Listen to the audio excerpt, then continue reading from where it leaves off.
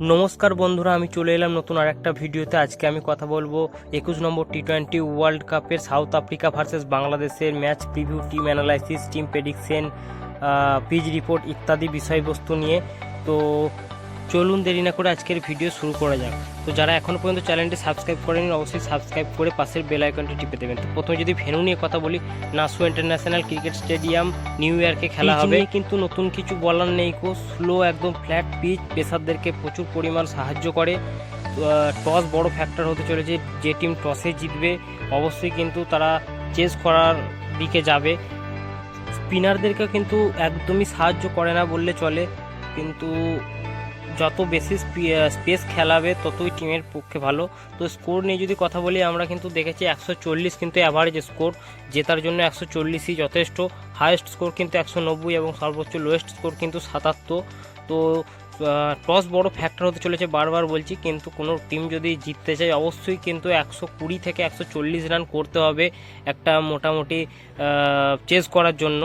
তবে কিন্তু আমরা দেখেছি কিন্তু 119 করেও ইন্ডিয়ার মতো টিম জিতছে, কিংবা শুধু 77 করে শ্রীলঙ্কার মতো টিম দারুণভাবে ম্যাচ হারলেও কিন্তু চেস করার চেষ্টা করছে। তবে কিন্তু 140 রান কিন্তু খুব গুরুত্বপূর্ণ। 140 রান কিন্তু অ্যাভারেজ স্কোর যেটা, সেটা কিন্তু করতেই হবে। তো দুটো টিমের কাছে কিন্তু ভালো ভালো পেসার আছে। তবে এখানে যদি এগিয়ে থাকার কথা বলি, কিন্তু সাউথ আফ্রিকা অবশ্যই এগিয়ে আছে। তো বাংলাদেশের যদি আমরা প্লেইং 11টা দেখি, এখানে টি হাসানের সঙ্গে সৌম্য সরকার কিন্তু অবশ্যই ওপেন করবে। তার সঙ্গে লিটন দাস, সাহান্ত যে বাংলাদেশের ক্যাপ্টেন, সে 4 নম্বরে নামবে। তারপর সাকিবুল হাসান আছে, তৈদ হৃদয় আছে, মোহাম্মদ উল্লাহ আছে, রাশিকদার হোসেন আছে। এবং পেসার অ্যাটাকিং দেখতে গেলে তাসকিন আহমেদ, তানজিন হাসান সাকিব এবং মোস্তাফিজুর রহমান। বর্তমান সময়ে কিন্তু মোস্তাফিজুর রহমান বিভৎস ফর্মে আছে। আমরা চেন্নাইয়ের খেলা তো দেখেছি, চেন্নাই থেকে চলে আসার পর থেকে চেন্নাইয়ের অবস্থা কী হয়েছিল। তো দারুণ ফর্মে আছে মোস্তাফিজুর রহমানের দিকে আমাদের নজর থাকবে। তার সঙ্গে কিন্তু লিটন দাস কিন্তু বড্ড স্ট্রাগল করছে, এবং সাকিবুল হাসান, যিনি বহুদিন ধরে পাকিস্তান টিমে খেলে আসছে, তো তিনিও কিন্তু স্ট্রাগল করছে। কিন্তু টিমের কিছু ভালো পারফরমেন্স করতে গেলে কিন্তু এদেরকে পারফরমেন্স করতে হবে। টিম যদি জিততে চায় কিন্তু এদেরকে পারফরমেন্স করতে হবে। মোহাম্মদ উল্লাহ আমরা দেখেছি রিটায়ার হয়ে গিয়েছিল, তারপর আবার কিন্তু ওয়ার্ল্ড কাপে ফিরে এসছে। তার দরকার আছে বুঝে সে ফিরে এসেছে, কিন্তু সুন্দর পারফরমেন্স করছে। কিন্তু নিউ ইয়র্কের পিচে কিন্তু কোনো রকম স্পিন সাহায্য নেই, তাই জন্য কিন্তু বাংলাদেশ অনেকটা পিছিয়ে আছে। কারণ বাংলাদেশ আফগানিস্তানের মতো টিমের কাছে কিন্তু দারুণ দারুণ স্পিনার আছে, তো তারা কিন্তু ওই জন্য পিছিয়ে পড়েছে। তো দেখা যাক আজকের খেলায় কেমন পারফরমেন্স করে। সাউথ আফ্রিকা দুর্দান্ত ফর্মে খেলছে আর কি। তো মুস্তাফিজুর রহমান, রাশিক হোসেন, তাসকিন আহমেদ, মোহাম্মদুল্লাহ এবং সৌম্য সরকার, এই কটা প্লেয়ারের দিকে আমাদের নজর থাকবে। তো দেখা যাক কি হয়। তো এরপরে যদি আমরা ওভার নিয়ে কথা বলি, তো স্টার্টিংয়ে কিন্তু বল করবে তানজিন হাসান সাকিবুল হাসান, তাসকিন আহমেদ এবং মুস্তাফিজুর রহমান। এরা কিন্তু স্টার্টিং ওভার বল করবে। এবং ডেথও যদি দেখি আমরা, ডেথ ওভারে তাসকিন আহমেদ, মুস্তাফিজুর রহমান এবং সাকিব কিন্তু ডেথ ওভারে বল করবে। তাদের দায়িত্ব থাকবে কিন্তু যতটা সম্ভব কম রান দেওয়া যায় টিমকে, সেই দিকে তাদের দায়িত্ব কিন্তু বাংলাদেশের টিমের থাকবে। তো এরপর যদি আমরা কথা বলি সাউথ আফ্রিকার প্লেইং 11 নিয়ে, সেখানে কিন্তু রিজা হ্যান্ড্রিক্স এবং কুইন্টিন ডিকক তারা ওপেন করবেন। কুইন্টিন ডিকক কিন্তু বর্তমান সময়ে দারুণ স্ট্রাগল করছে। তো তারপর কিন্তু মার্করাম, যিনি সাউথ আফ্রিকার বর্তমান ক্যাপ্টেন, তিনি 3 নম্বরে খেলবেন। ট্রিস্টান ট্রাপস, তিনি দিল্লির বিরুদ্ধে দিল্লির টিমের ভালো খেলেছে। তারপর হেনরি ক্লাসেন, মারাত্মক প্লেয়ার, তিনি 5 নম্বরে খেলবেন। তারপরে ডেভিড মিলার আছে, মার্কো জনসন আছে, কেশব মহারাজ, রাবাডা, নকিয়া এবং বার্টম্যান। তো এটা কিন্তু সাউথ আফ্রিকার প্লেইং 11।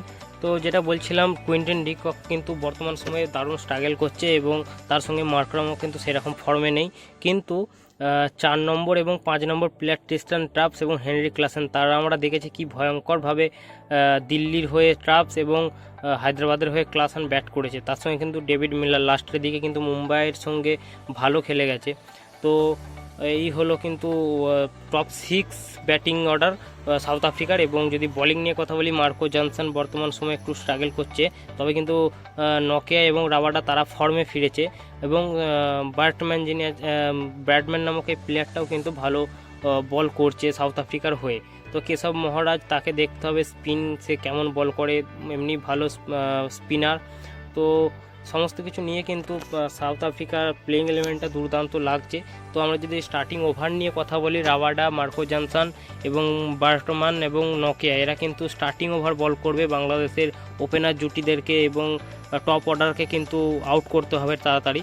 তো ডেথের যদি কথা বলি, রাবাডা, মার্কো জনসন এবং নকিয়া এদের দায়িত্ব থাকবে কিন্তু যত পরিমাণ কম রান দেওয়া যায় ডেথে বল করতে এসে এবং তাড়াতাড়ি অল উইকেট করার দায়িত্ব কিন্তু এদের থাকবে।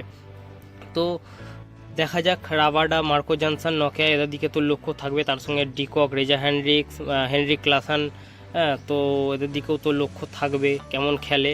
তো এই হলো আজকের ভিডিও।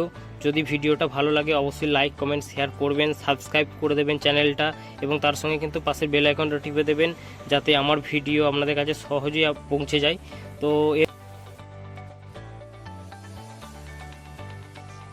তো যদি উইনিং পার্সেন্টেজ নিয়ে কথা বলি, অবশ্যই কিন্তু সাউথ আফ্রিকা এগিয়ে থাকবে 70%, 65%, 70% কিন্তু সাউথ আফ্রিকা এগিয়ে থাকবে এবং অবশ্যই কিন্তু 25 থেকে 30% কিন্তু বাংলাদেশ এগিয়ে থাকবে।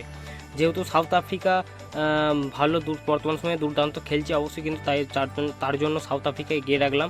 তো most of the top of the fantasy team of the pick 11-এ কিন্তু Reeza Hendricks, Quinton de Kock, Rabada, নকিয়া এবং মার্কো জনসন, তার সাথে সাথে কিন্তু সাকিবুল হাসান, মোহাম্মদুল্লাহ রিয়াদ, মুস্তাফিজুর রহমান এদেরকে কিন্তু রাখবো।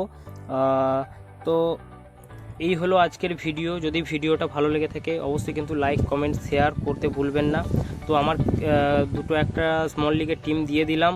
তো আপনাদের যদি টিম ভালো লাগে, আমার টিম যদি কপি করেন অবশ্যই কিন্তু দুটো প্লেয়ার চেঞ্জ কিংবা ক্যাপ্টেন ভাইস ক্যাপ্টেন চেঞ্জ করে টিম বানাবেন। তো আশা করব যে প্রতিদিন আপনারা প্রেডিকশন দেখে ভালোভাবে প্রফিট করছেন। তো আপনারা যদি সাপোর্ট করেন পরবর্তীতে আরও ভালো প্রেডিকশন দেওয়ার চেষ্টা করব। তো আপনারা টিম বানান, ফ্যান্টাসি খেলুন। যদি আপনাদের কাছে ফ্যান্টাসি খেলার ইচ্ছা থাকে, লিঙ্ক না থাকে অবশ্যই ডিসক্রিপশানে আমি দিয়ে দেবো, সেখান থেকে ডাউনলোড করে নেবেন কিংবা ইনবক্স করুন, আমি লিঙ্ক পাঠিয়ে দেবো। তো এই হলো আজকের ভিডিও। তো দেখা হচ্ছে আবার পরের ভিডিওতে, এখনকার মতো বাই।